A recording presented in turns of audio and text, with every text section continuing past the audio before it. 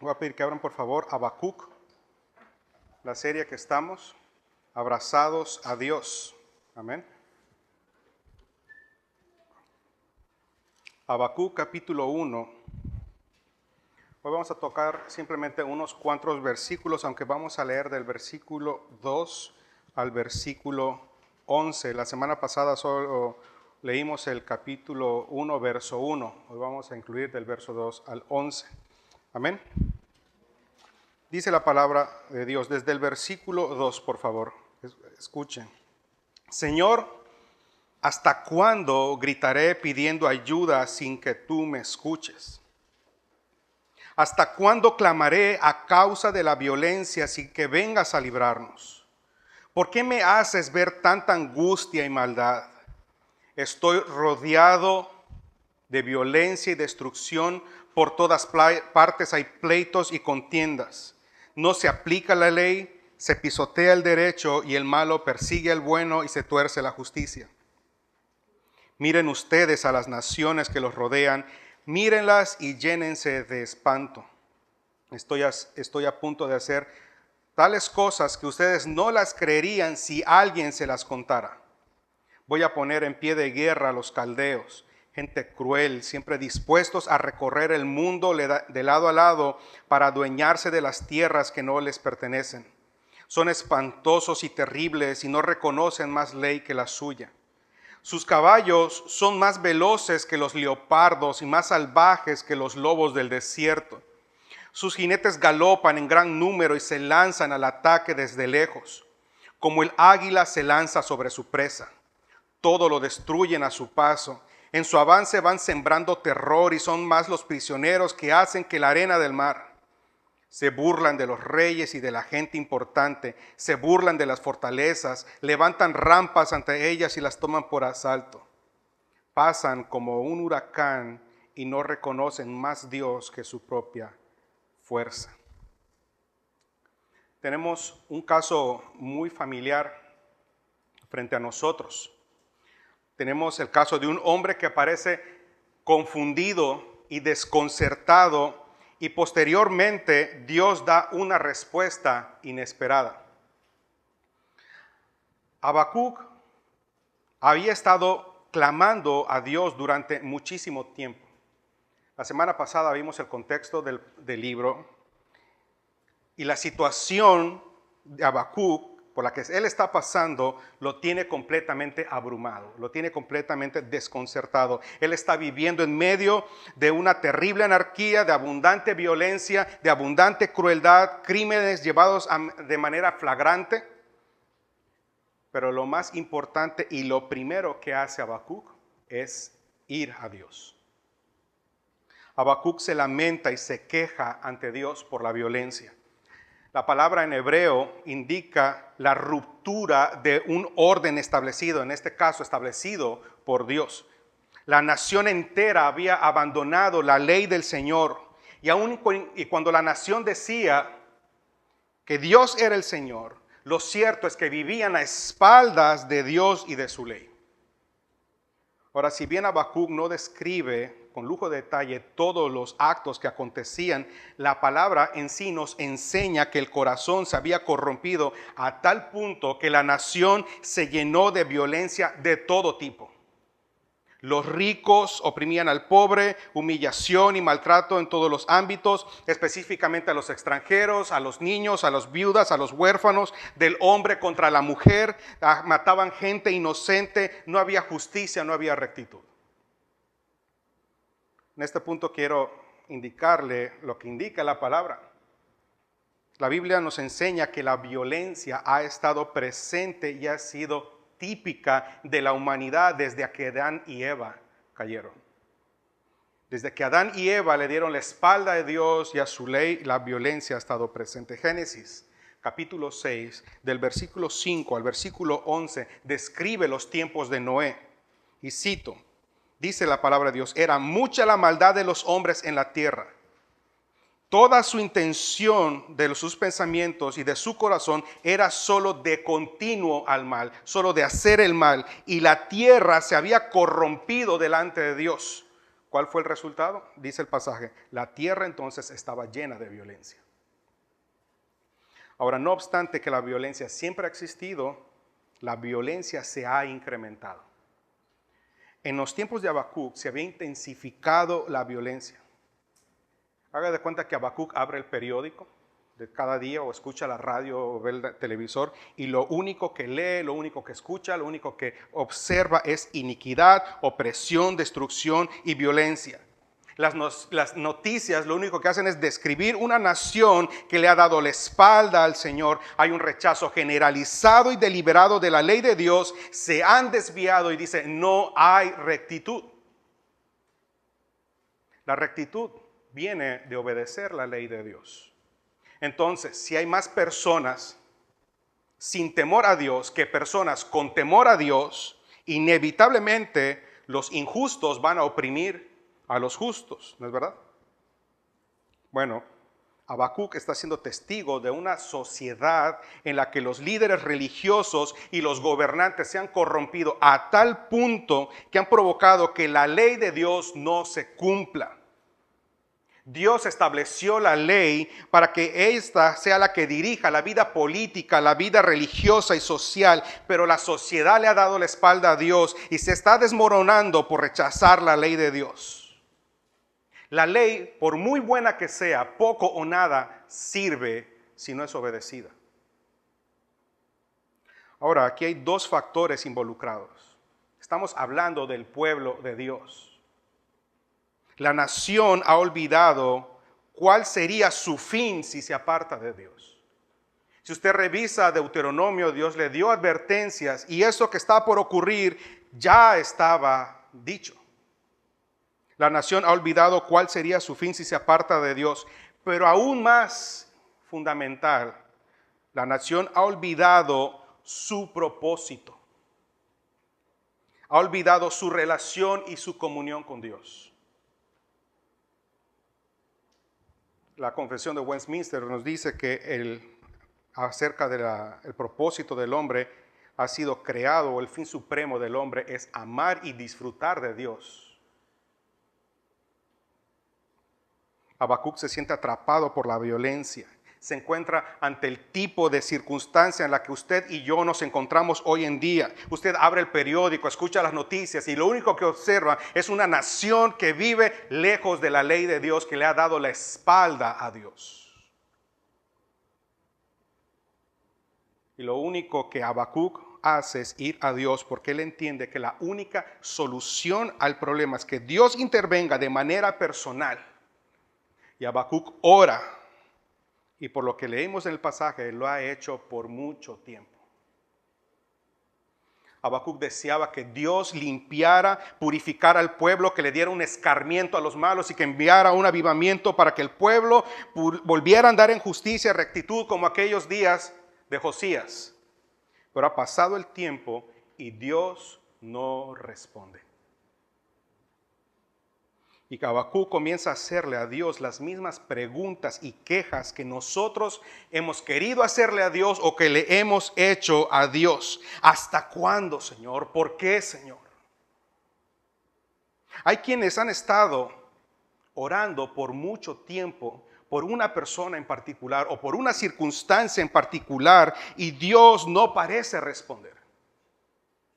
Yo creo que usted se puede identificar con esto. Sufrimos la maldad y la injusticia de los injustos. Sufrimos adversidades y circunstancias que parece que nunca van a terminar. Y oramos, clamamos, pero Dios no responde. Oramos y llegamos al punto de reclamar a Dios. ¿Hasta cuándo, Señor? He estado orando por esta circunstancia, por esta persona y no hay respuesta. ¿Cuánto tiempo más tendré que clamar y tú no vas a oír? Tú eres el Señor, tú lo puedes todo. ¿Por qué no haces algo al respecto? ¿Hasta cuándo he de sentir que no estás interesado en arreglar las cosas? ¿Cuánto tiempo más o qué tiene que pasar o qué más tiene que ocurrir para que tú intervengas, Señor? ¿Quién no ha hecho esa pregunta?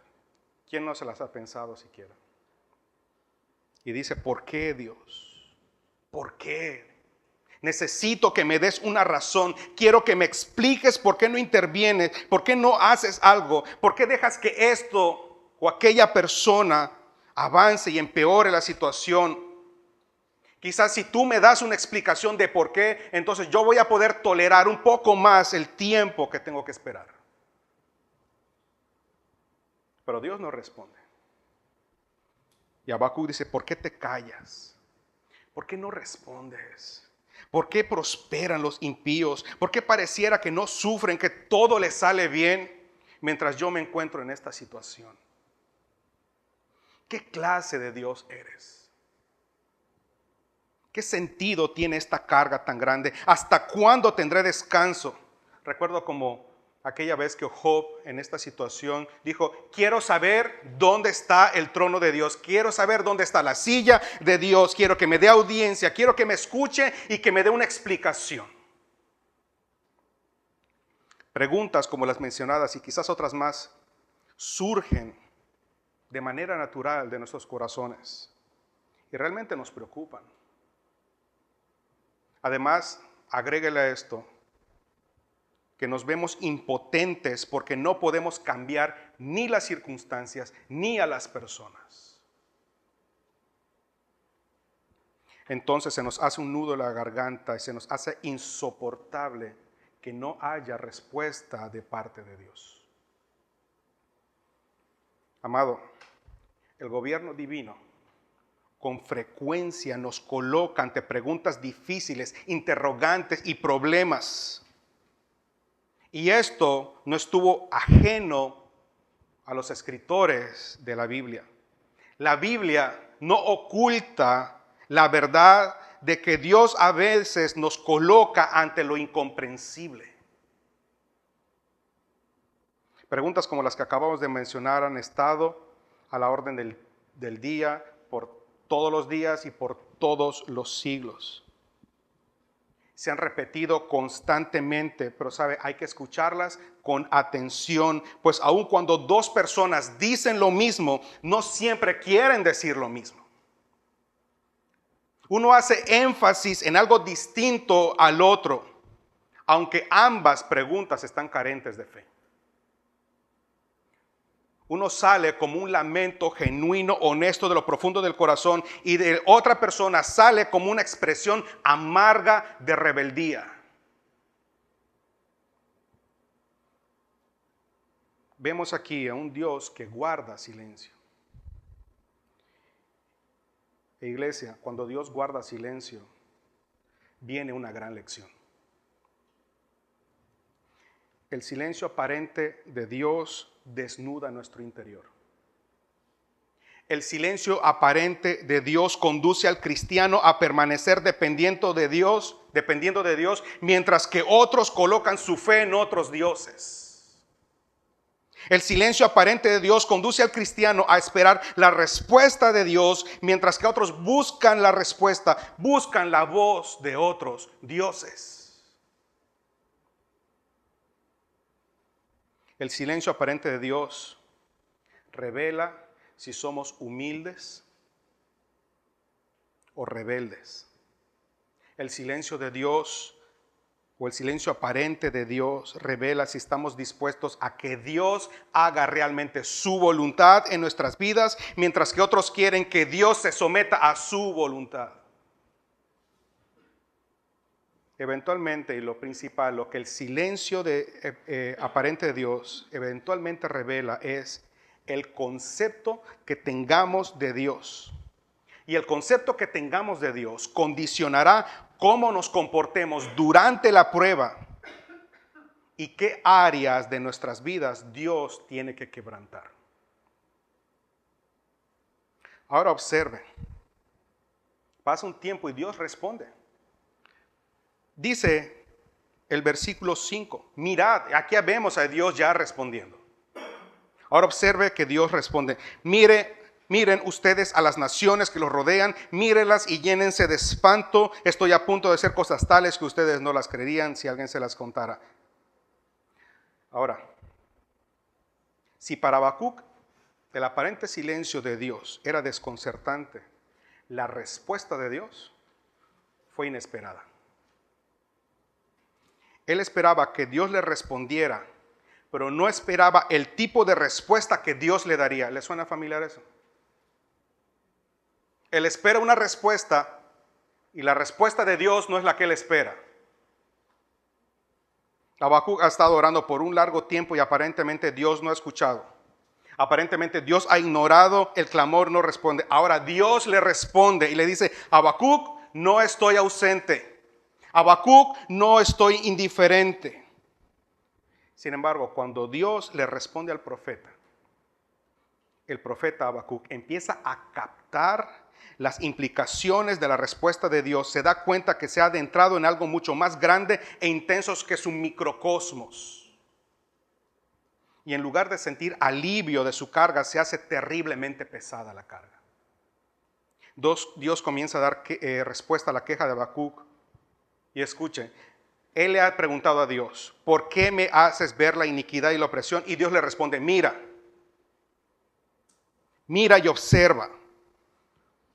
Habacuc ha estado observando la violencia que se ha apoderado de su nación, cómo el pecado se ha intensificado más y más, al punto que le dice a Dios: ya es demasiado, ya soporté demasiado, ya te he orado, ya he pedido y tú no haces nada, ya no aguanto más. Pero Dios seguía obligando a Habacuc a observar la violencia y a sentir el impacto en su alma. Quizás más de uno se pregunta: ¿por qué Dios nos permite ver y experimentar el pecado, la injusticia y la maldad? Permítame compartir con ustedes la respuesta que ofrece la palabra de Dios. Salmo 73.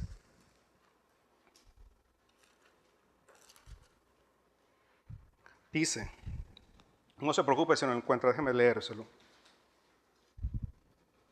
Para que observemos, quiero dar la primera respuesta. La primera, ¿por qué Dios lo permite?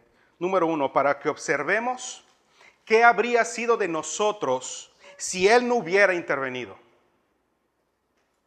¿Qué habría sido de nosotros si Él no nos hubiera salvado?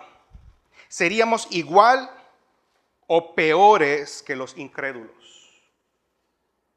Ahora, podemos, de este lado de la gracia, admirar y valorar la gracia de Dios, admirar y valorar la paciencia que Dios ha tenido con nosotros. Observe el Salmo 73. Ciertamente es bueno Dios para con Israel, para con los limpios de corazón. En cuanto a mí, dice Asaf, casi se deslizaron mis pies, por poco resbalaron mis pasos, porque tuve envidia de los arrogantes, viendo la prosperidad de los impíos, porque no tienen congojas por su muerte, pues su vigor está entero, no pasan trabajos como los otros mortales, ni son azotados como los demás hombres. Por tanto, la soberbia los corona, se cubren de violencia, los ojos se les saltan de gordura, logran con creces los antojos de su corazón, se burlan y hablan con maldad de hacer violencia, hablan con altanería, ponen su boca contra el cielo y su lengua pasea la tierra. Versículo 11, y dicen, ¿cómo sabe Dios? ¿Y hay conocimiento en el Altísimo? He aquí estos impíos, sin ser turbados del mundo, alcanzan riquezas. Y dice él, verdaderamente en vano he limpiado mi corazón y lavado mis manos en inocencia, pues he sido azotado todo el día, he castigado todas las mañanas. Si yo dijera, hablaré como ellos, he aquí a la generación de tus hijos engañaría. Y dice el 16, cuando medité para saber esto, fue duro trabajo para mí. Hasta que entrando en el santuario de Dios, comprendí el fin de ellos. Y comprendí de qué me habías librado. Ciertamente los has puesto en deslizaderos. En asolamiento los harás caer. Como han sido asolados de repente, perecieron y se consumieron. Verso 21. Se llenó de amargura mi alma y en mi corazón sentía punzadas Tan torpe fui, tan torpe era que no entendía, era como un animal delante de ti. Con todo, a pesar de esto, yo siempre estuve contigo. Me tomaste de la mano derecha, me has guiado según tu consejo y después me recibirás en gloria. Entonces, ¿a quién tengo yo en los cielos sino a ti? Y fuera de ti, nada deseo en la tierra. Mi carne y mi corazón desfallecen, mas la roca de mi corazón y mi porción está en Dios para siempre. Usted y yo seríamos igual o peores que los muchos pecadores, si no habría sido por Dios. Cuando nosotros observamos el pecado, la injusticia y la maldad, es para Dios hacernos recordar de dónde nos sacó.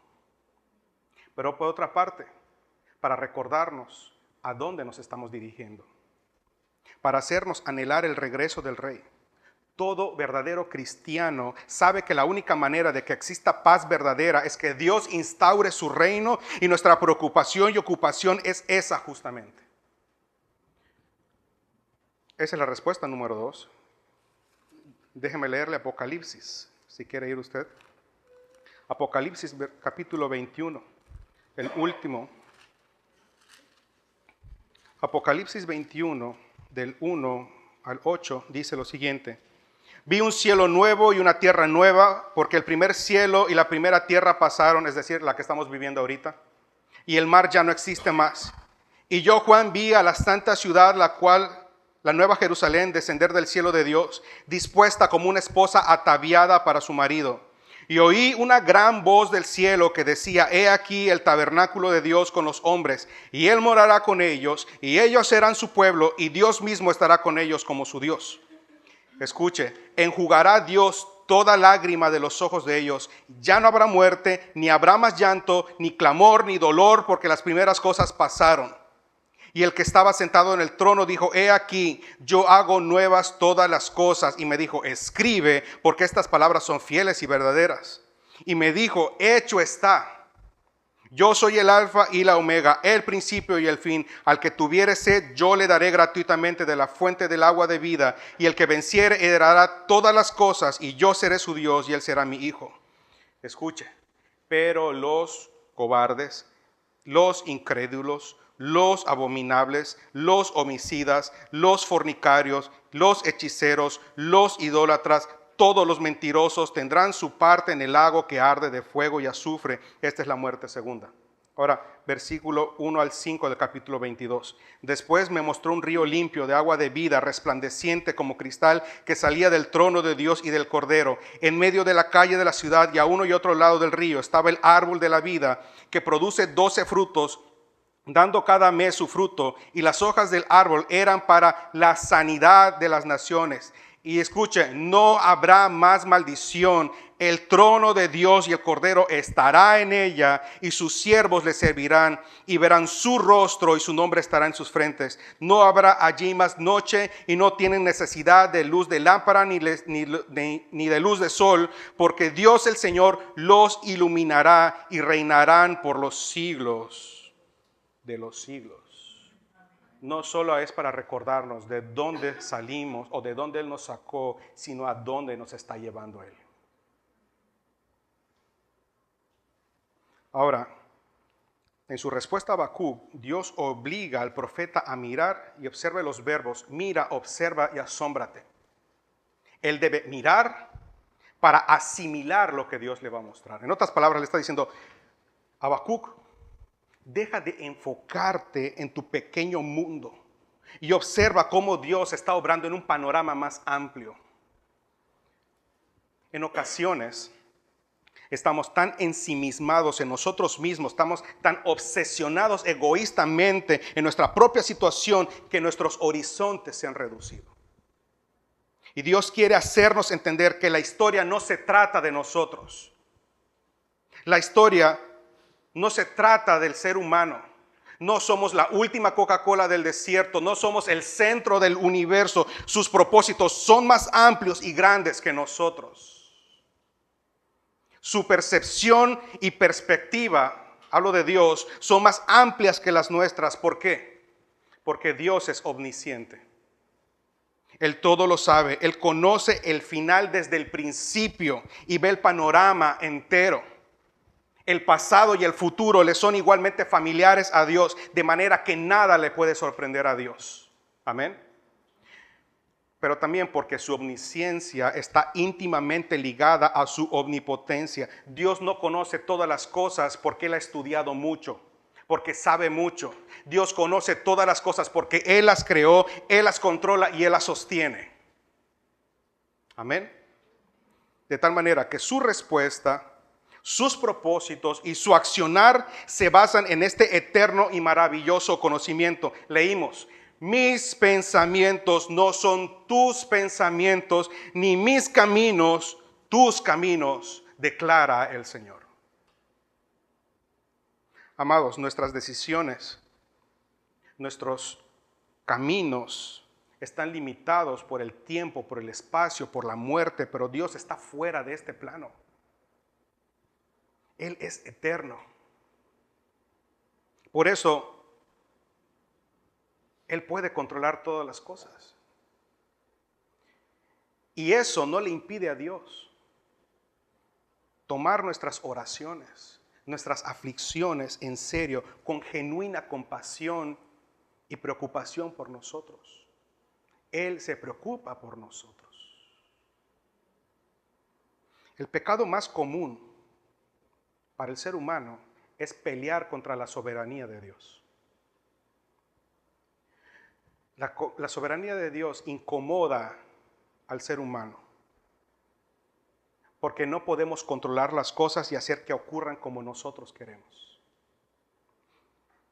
Y en lugar de ser humildes, se endurece el corazón contra Dios y eso lleva a la queja irrespetuosa y rebelde contra Dios.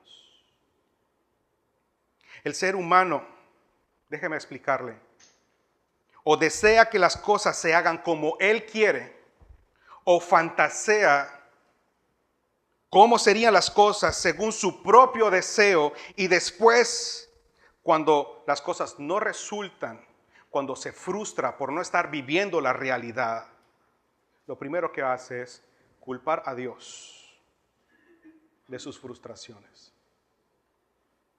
El ser humano de momento empieza a fantasear cómo serían las cosas que él quiere y como que se conecta como Neo a la Matrix.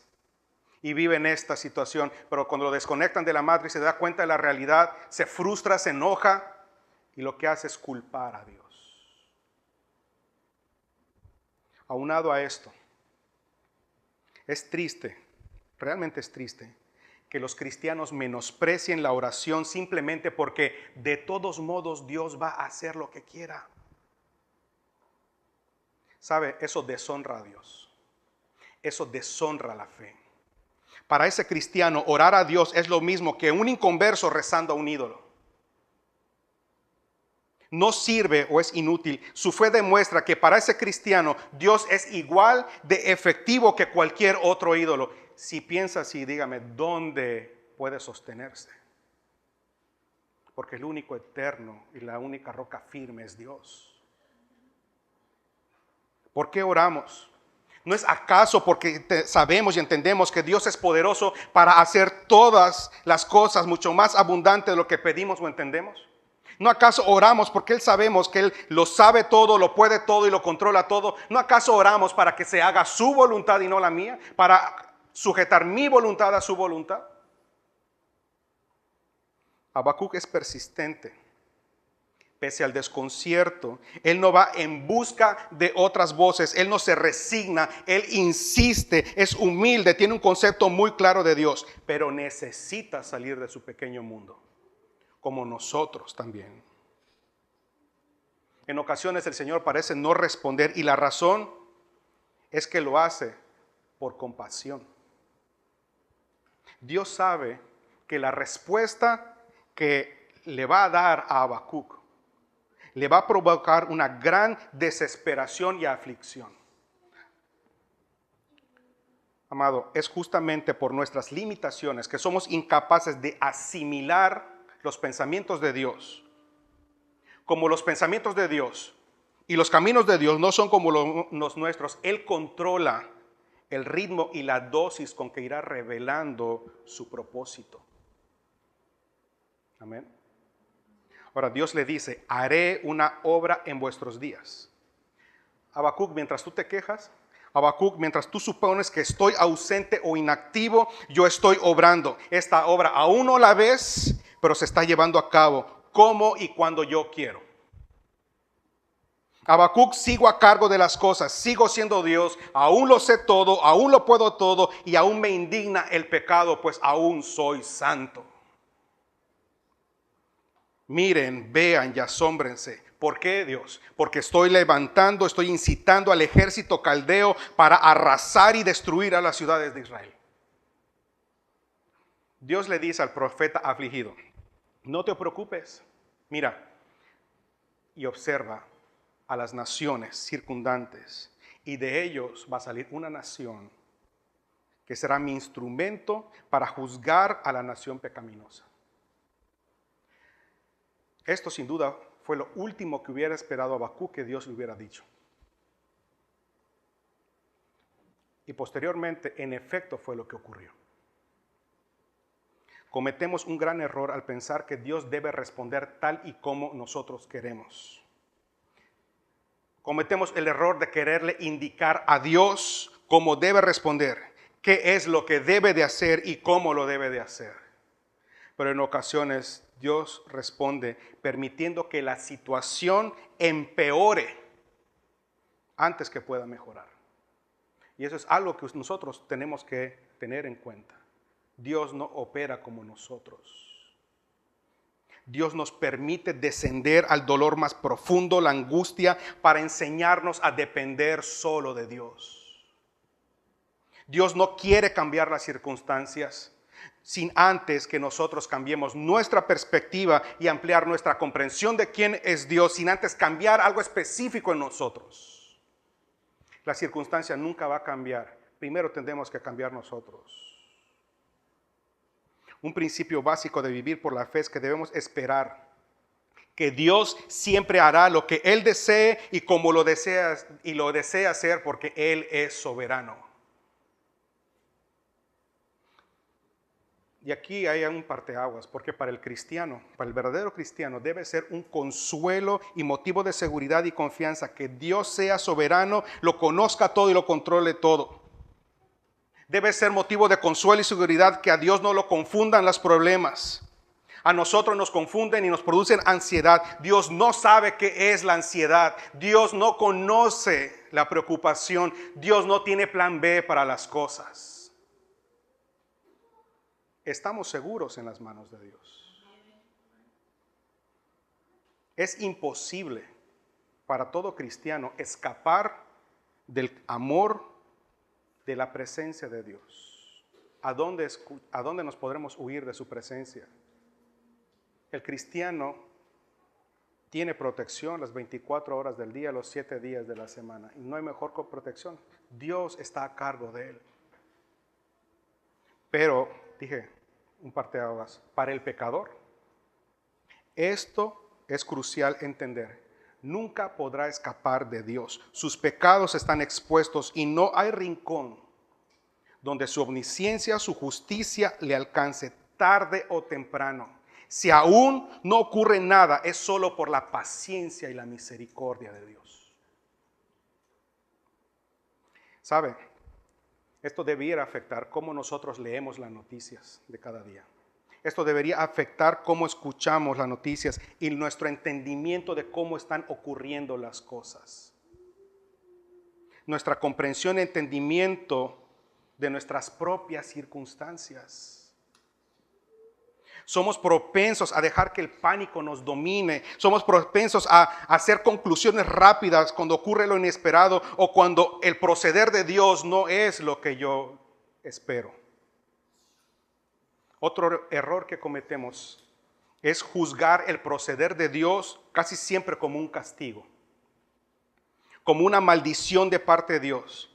Y lo que ese pensamiento genera en lugar de confianza es culpa. Debemos detenernos, pensar, meditar antes de hablar y llegar a una conclusión.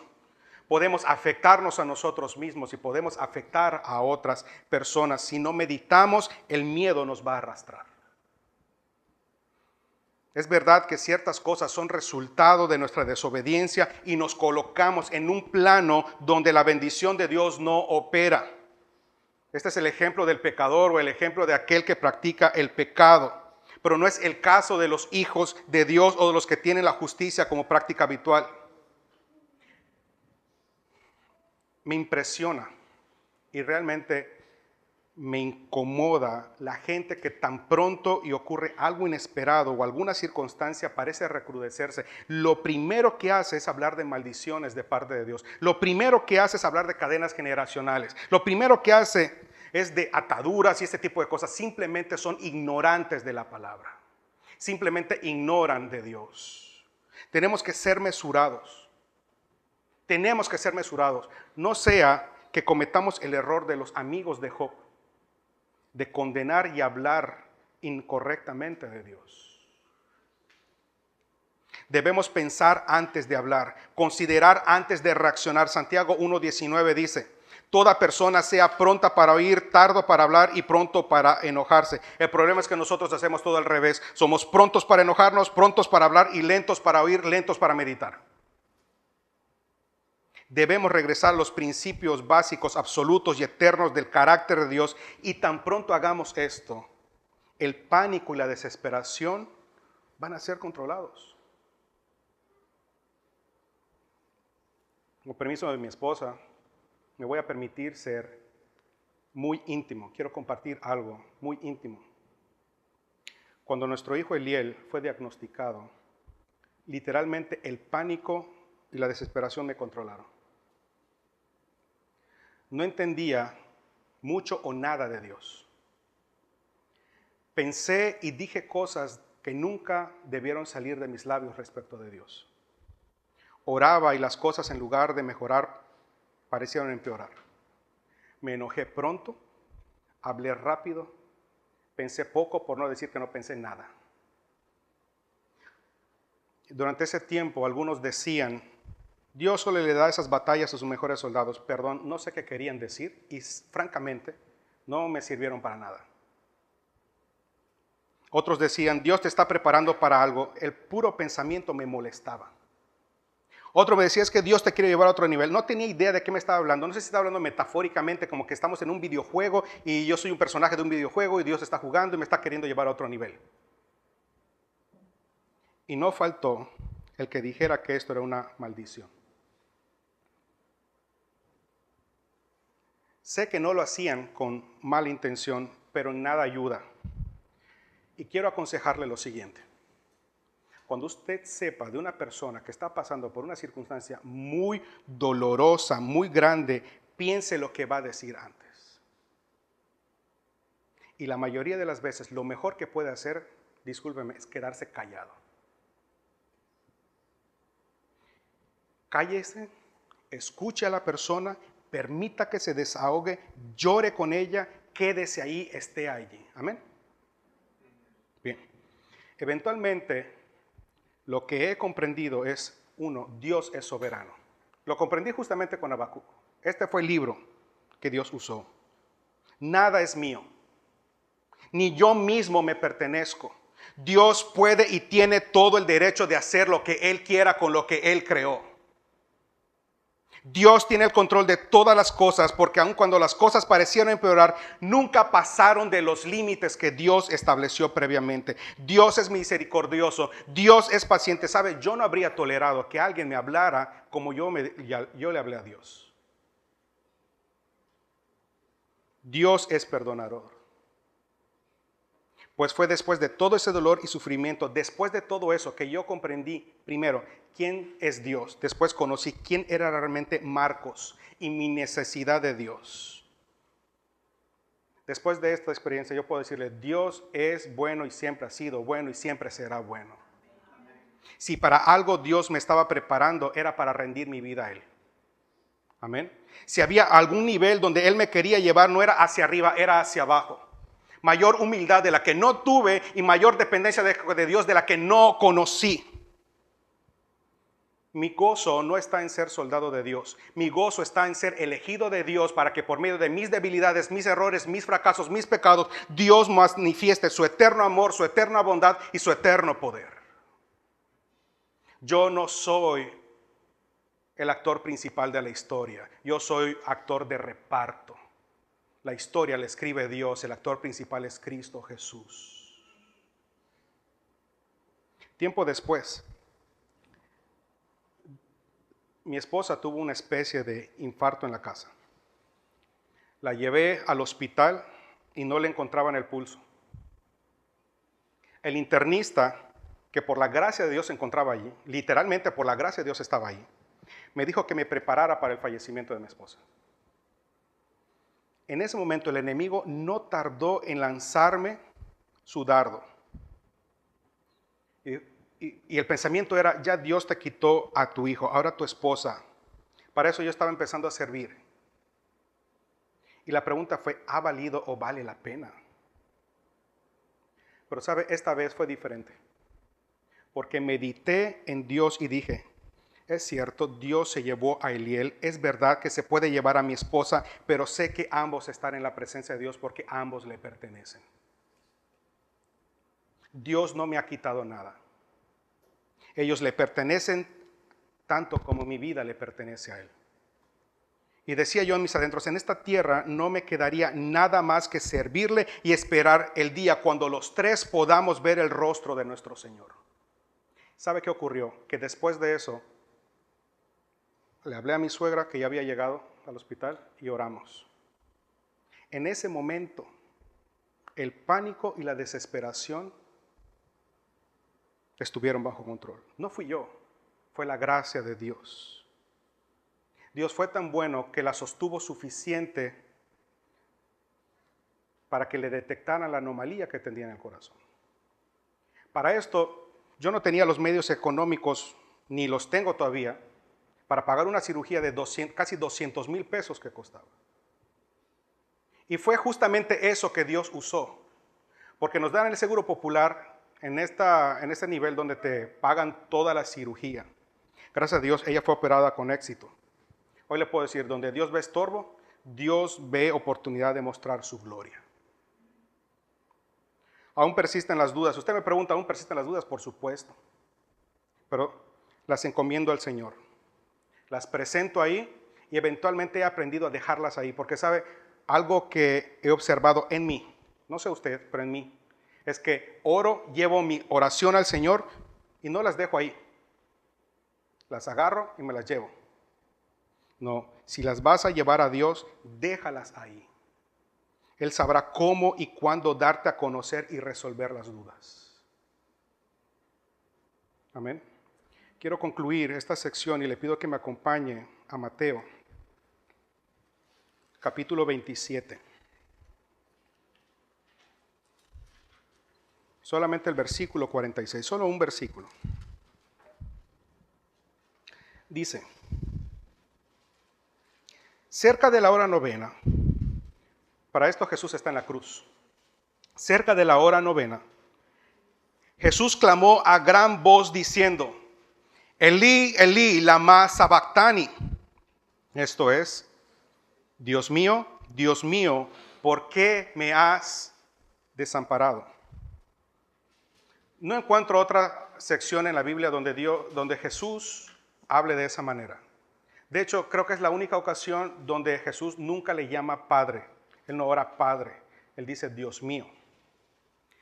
Jesús había conocido gran dolor y sufrimiento, tanto físico como emocional en toda su vida. Sin embargo, nunca había sentido o experimentado la separación de su Padre. En ese momento, Él experimentó lo que nunca antes había experimentado. Había un sentido significativo en el que Jesús se sintió desamparado por el Padre en ese momento. Y escuche, Él no preguntó, Dios mío, ¿por qué me ha traicionado Pedro? Dios mío, ¿por qué me ha entregado Judas? Si bien la traición y el abandono de sus discípulos eran dolorosos en cierto sentido, esto que Él está diciendo es mucho más doloroso. En ese momento en la cruz, se estaba llevando a cabo una transacción santa y justa. El Padre consideró a Jesús como pecador. El apóstol Pablo diría en 2 Corintios 5:21, al que no conoció pecado, por nosotros lo hizo pecado para que nosotros fuésemos hechos justicias de Dios en él. Jesús no solo clama por la comunión del Padre, sino también por la descarga real de la ira santa del Padre sobre él como un sustituto por el pecador.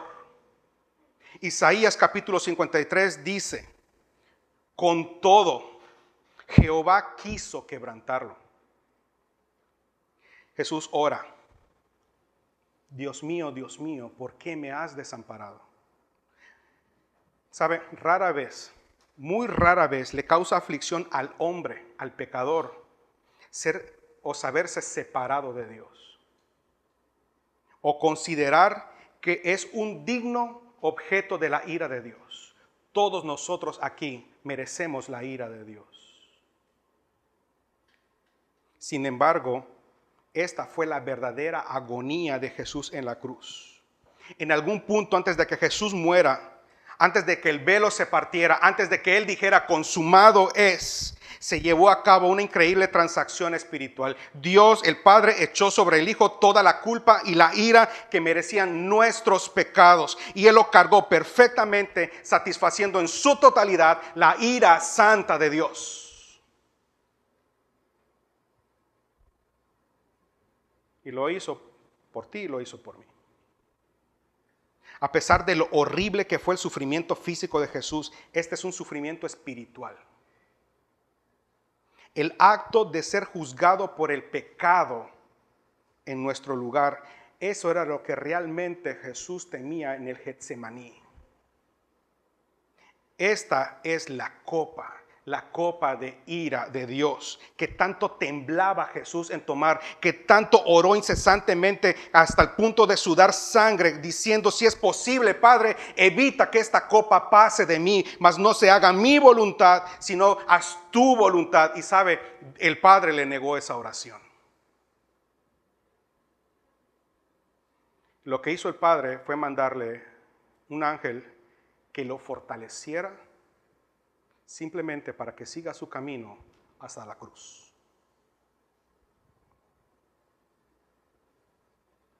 En la cruz Jesús se volvió, por así decirlo, un enemigo de Dios, que fue juzgado y forzado a beber la ira santa de Dios. Quiero que considere, o si no lo ha hecho, ¿ha considerado usted qué habría pasado si el Padre hubiera evitado que el Hijo tomara la copa? Uno, no habría seguridad de vencer la injusticia para siempre. El pecado y el enemigo simplemente harían con nosotros lo que quisieran. No habría esperanza de salvación y de un mejor futuro. Pero sobre todo, tú y yo tendríamos que tomarnos hasta la última gota de esa copa ira santa de Dios. Pero Él la bebió para que ninguno de nosotros la tuviese que beber.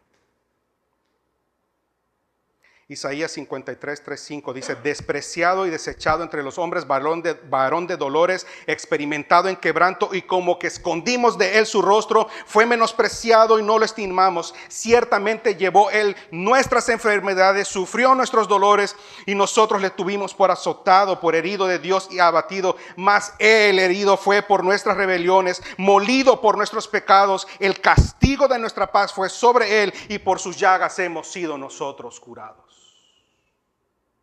Ahora, imaginemos la respuesta hipotéticamente que el Padre le hubiera dado a Jesús.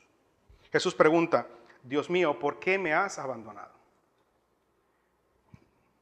Creo que el Padre le habría dicho lo siguiente, Hijo, porque tú has escogido estar en lugar de los pecadores culpables.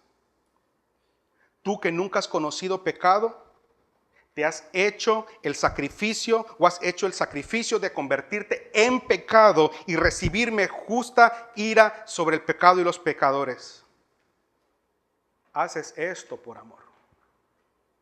Y yo creo que el Padre le pudo haber dado a Jesús un vistazo de su recompensa al ver esa gran multitud de gente vestida de túnicas blancas, caminando en calles de oro, todos cantando alabanzas a su Redentor. Conocer la agonía de Cristo en la cruz debería afectar cómo vemos el pecado, la injusticia, la maldad.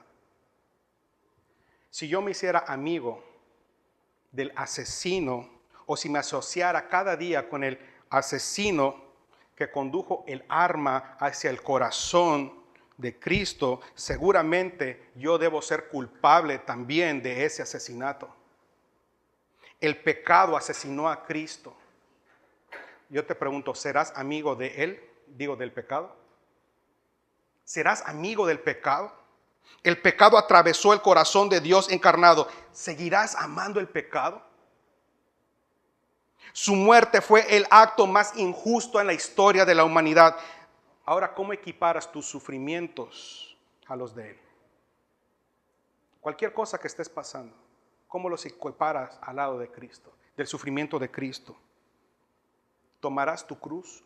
Más bien, ¿tomarás su cruz? Tomar su cruz es considerar que es mejor morir que vivir por algo que no sea Cristo. Tomar su cruz es considerar que es mejor morir abrazado a Cristo, la roca firme, la vida eterna, que vivir abrazado al mundo errático y perecedero y pecador. El pecador, si no se abraza a Dios, un día tendrá que beber hasta la última gota de la ira santa de Dios por sus pecados. Cristiano, el mismo Dios que te salvó te va a sostener hasta el final. Tú estás en sus manos y nada te puede separar de su amor. Él no te ha dejado. Él está en control de tu vida. Así que puedes arrojarte a sus brazos de amor, porque Él nos dice, venid a mí los que estáis cargados y cansados, que yo os haré descansar.